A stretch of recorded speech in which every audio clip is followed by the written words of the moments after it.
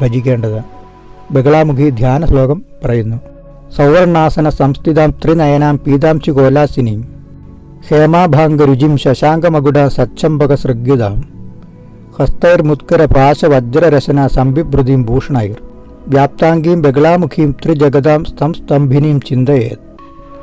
ശ്ലോകത്തിൻ്റെ അർത്ഥം: സ്വർണസിംഹാസനത്തിൽ ഇരിക്കുന്നവളും 3 കണ്ണുകളുള്ളവളും മഞ്ഞവസ്ത്രം ധരിച്ചും ശിരസിൽ ചന്ദ്രക്കല ധരിച്ചും ഗദ, കയറ്, വജ്രം എന്നീ ആയുധങ്ങളെ ധരിച്ചും 3 ലോകങ്ങളെയും സ്തംഭിപ്പിക്കാൻ കഴിയുന്നവളുമായ ബഗളാമുഖിയെ ഞാൻ ധ്യാനിക്കുന്നു.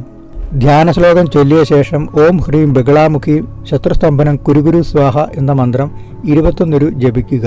ഉപാസകർക്ക് അറിയാവുന്നതും പ്രശസ്തമായതുമായ വാചാമുഖം ജിഹ്വാങ്കീലയ ബുദ്ധി വിനാശയ എന്ന സ്തംഭന മന്ത്രം ജപം ചെയ്യാൻ പാടില്ല. അത് പ്രയോഗമന്ത്രങ്ങളും ഹോമ മന്ത്രങ്ങളും ആകുന്നു. ഈ മന്ത്രജപം കൊണ്ട് ശത്രുക്കളുടെ ഉപദ്രവം ഉണ്ടാകില്ല. ശത്രുക്കളുടെ ഏതു ദോഷ